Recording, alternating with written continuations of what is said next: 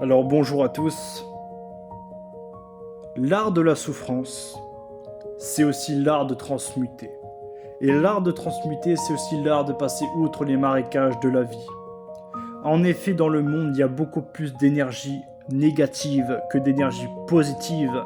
C'est un fait, le monde est corrompu. Ça, c'est acté. Maintenant, tout n'est pas perdu. Car il y a aussi beaucoup de personnes bonnes, sincères et authentiques dans le monde. Malheureusement, ils sont en minorité par rapport à la majorité de la planète qui sont dans un système en chute, en perdition. Mais cette énergie négative colossale peut vous transformer individuellement si vous saisissez l'opportunité de le faire. Il y a deux cas de figure. Les premiers cas de figure, c'est une personne qui se mange des pains dans la tronche, des injustices, des épreuves, et la personne ne s'en relève pas.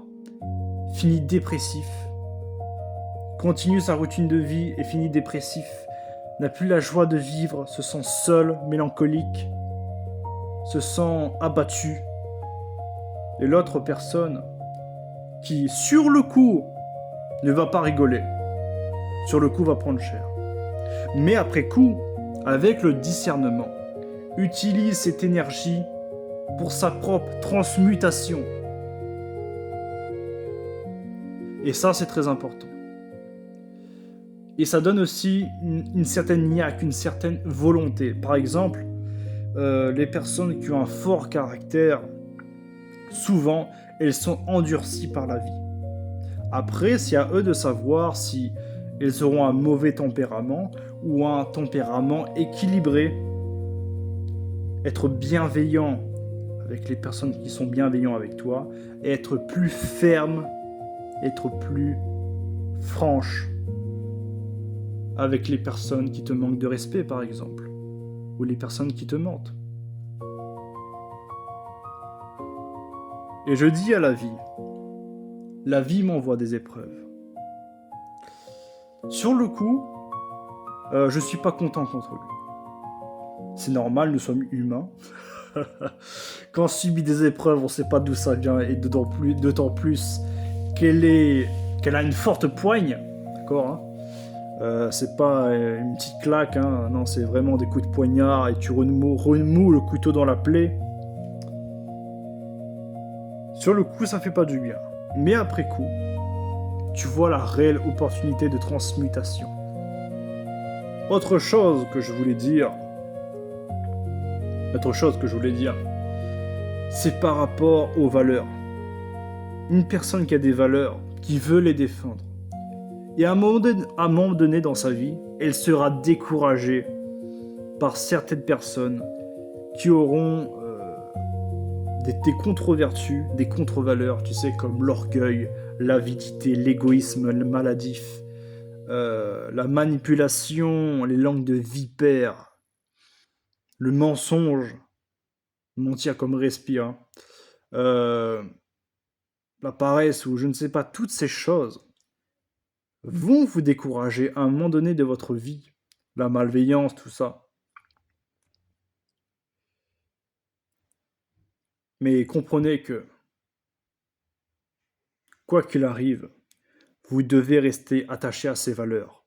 Moi, je défends les valeurs telles que la bonté, la paix, la fraternité, toutes ces choses. Ça ne veut pas dire que je vais me laisser faire, parce qu'il y a un gros amalgame entre la gentillesse et la faiblesse. Et ça, je vous le dis réellement, ça me met en rogne. Je ne supporte pas les gens qui disent que les gens gentils sont des gens faibles. Car la faiblesse et la gentillesse, ce sont deux choses différentes. Par exemple, on peut être ferme, on peut remettre quelqu'un à sa place si la situation le permet, si la situation permet justement qu'on soit direct et ferme avec la personne et qu'on fait fermer sans clapper, car ce qu'elle fait, c'est mal. Mais toujours garder à l'intérieur de soi des valeurs, la gentillesse, la générosité, la paix, le calme, la fraternité. La gentillesse, c'est pas la faiblesse. Arrêtez de mélanger les mots. Arrêtez de mélanger les mots. Une personne trop gentille, soyez honnête et dites que cette personne est faible. Dites que cette personne est faible. Ne dites pas qu'elle est gentille ou trop gentille. Ou alors dites trop gentil, voilà, mais pas gentil. D'accord? Ça aussi, c'est énervant. Car des personnes viennent détourner le sens des mots et diaboliser certaines vertus. Le bien est devenu mal et le mal est devenu bien. Voilà, c'est ça, c'est là où je vais en venir.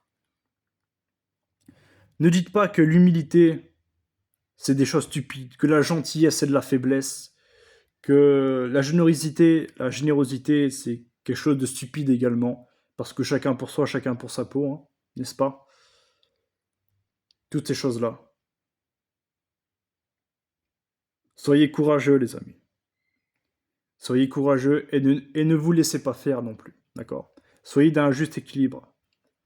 Sur ce, je vous souhaite à tous une excellente journée et que Dieu vous garde et vous préserve.